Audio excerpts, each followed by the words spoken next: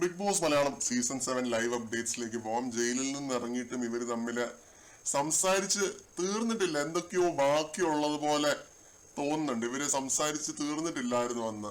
Big boss ഇച്ചിരിയും കൂടെ സമയം അവർക്ക് കൊടുക്കേണ്ടതായിരുന്നു എന്ന് തോന്നുന്നു. ഇപ്പൊ ലൈവിൽ ഇരുന്ന് സംസാരിക്കുന്നുണ്ട്. ആ യെല്ലോ സോഫയുടെ ഏരിയയിൽ ഇരുന്നിട്ട് അകന്നിരുന്നിട്ടാണ് സംസാരിക്കുന്നത് അനീഷും ലക്ഷ്മിയും. അപ്പൊ ലക്ഷ്മി പറയുന്നുണ്ട്, എന്റെ മോനെ കാണുകയായിരുന്നെങ്കിൽ അനീഷിന് ഇഷ്ടപ്പെട്ടേനെ എന്നുള്ള രീതിയിലൊക്കെ പറയുന്നുണ്ട്. അവന് മലയാളം നല്ലപോലെ അറിയാം. അവന്റെ മലയാളം കേട്ടാ പിന്നെ അനീഷ് എന്നെ വഴക്ക് പറയില്ല എന്നൊക്കെ ലക്ഷ്മി തമാശക്ക് പറയുന്നുണ്ട്.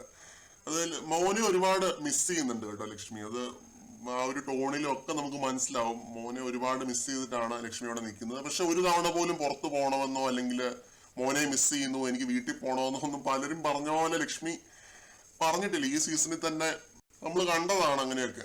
അങ്ങനത്തെ ഒരു ഡ്രാമയും ഇല്ലാതെ അനീഷിന്റെ അടുത്ത് ഇങ്ങനെ കാഷ്വലി പറയുകയായിരുന്നു, എന്റെ മോനെ കാണുകയാണെങ്കിൽ അനീഷിന് ഇഷ്ടപ്പെട്ടേനെന്നുള്ള രീതിയിൽ. അപ്പൊ അനീഷ് പറയുന്നുണ്ട്, ഇവിടേക്ക് ഞാൻ ആദ്യമായിട്ട് ഞാനാണല്ലോ വന്നത്, ഞാനാണ് ലാലേട്ടനെ ആദ്യം കണ്ടത്. അപ്പൊ ആ ഒരു സ്റ്റാർ ഗേസിങ്, ആ ഒരു മൂമെന്റ്, സംഭവങ്ങളെല്ലാം പറയുന്നുണ്ട്. പിന്നെ അനീഷ് പറയുന്ന ഒരു കാര്യം, വൈൽഡ് കാർഡുകളെ പറ്റി പറഞ്ഞതാണ്, 5 വൈൽഡ് കാർഡുകൾ വന്നതില് ഒരാളൊരു മിസ്റ്റേക്ക് ആയിട്ട് എനിക്ക് തോന്നി.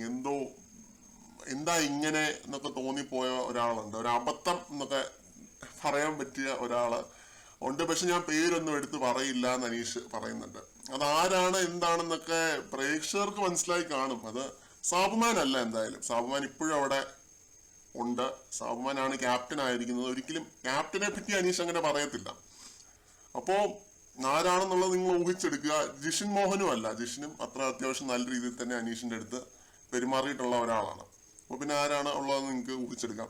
അപ്പോ പറയുന്നുണ്ട് അതിനെ പറ്റിയൊക്കെ. പിന്നെ ഇവര് പറയുന്ന ഒരു കാര്യം, ബിഗ് ബോസ് ഹൗസ് ഇനി 100 ദിവസം കഴിഞ്ഞ് പൊളിച്ചു മാറ്റുന്ന സമയത്ത് നമ്മുടെ ഓർമ്മകളും കാര്യങ്ങളും ഒക്കെ ജസ്റ്റ് വീഡിയോകളിൽ മാത്രമായിരിക്കും. അത് കഴിഞ്ഞ് പിന്നെ ഈ ഹൗസ് ഇല്ല, ഈ വീടില്ല. അപ്പൊ ലക്ഷ്മി പറയുന്നുണ്ട്, എക്സിബിഷൻ പോലെയൊക്കെ വെക്കണം, ബിഗ് ബോസിന് ഇത്തിരി പൈസ കിട്ടും, ഞങ്ങളായിട്ട് ഉണ്ടാക്കിയ നഷ്ടങ്ങളൊക്കെ അങ്ങനെ നികത്തും എന്നൊക്കെ പറഞ്ഞ് നല്ല രീതിയിലുള്ള ഒരു കോൺവെർസേഷൻ ആണ്. ക്വാളിറ്റി ടോക്സ് ആണ്. ഇവര് രണ്ടുപേരും എപ്പോ ഇരുന്ന് സംസാരിച്ചാലും ഞാൻ ഇങ്ങനെ കേട്ടിരിക്കും. കാരണം ഇത് ക്വാളിറ്റി ടോക്സ് ആണ് ഇവർ തമ്മിൽ നടക്കുന്നത്. അല്ലാതെ ഒരാളെ പറ്റിയുള്ള കുറ്റമോ കുറവോ അല്ലെങ്കിൽ കുതികാൽ വെട്ടുന്ന മറ്റേ തന്ത്രമോ ഗൂഢാലോചനയോ ഒന്നും അല്ല. ഇവർ ക്വാളിറ്റി ആയിട്ടുള്ള രീതിയിലാണ് സംസാരിക്കുന്നത്. ക്വാളിറ്റി ഉള്ള രണ്ടുപേരാണെന്ന് തന്നെയാണ് എനിക്ക് തോന്നുന്നത്. അത് അനീഷിന്റെ കാര്യം എടുത്തു പറയേണ്ടതില്ല. ലക്ഷ്മി നല്ല രീതിയിൽ തന്നെ ഇമ്പ്രൂവ് ആയി വരുന്നുണ്ട്. ലക്ഷ്മിയുടെ ഗെയിം ഓരോ ദിവസം കൂടുന്തോറും നല്ല രീതിയിലാണ് മുന്നോട്ട് പോയിക്കൊണ്ടിരിക്കുന്നത്. ഞാനിപ്പോ അനുമോൾക്കൊപ്പം വേണമെങ്കിൽ ഞാൻ പ്ലേസ് ചെയ്യും ലക്ഷ്മിയെ. കാരണം അത്രയും മികച്ച രീതിയിൽ ഓഡിയൻസ് ഗെയിം കളിച്ച് വരുന്നതായിട്ട് എനിക്ക് ഫീൽ ചെയ്തിട്ടുണ്ട്. പിന്നെ അനീഷ് പുള്ളിയുടെ പുസ്തകത്തിന്റെ കാര്യമൊക്കെ പറയുന്നുണ്ട് കേട്ടോ. ആദ്യത്തെ ബുക്ക് ലൈഫ് എക്സ്പീരിയൻസ് വെച്ച് എഴുതിയതാണെന്നും പിന്നെ രണ്ടാമത്തെ ബുക്ക് പ്യുവർലി ഒരു ഫിക്ഷൻ ആണെന്നും ഒക്കെ പറയുന്നുണ്ട്.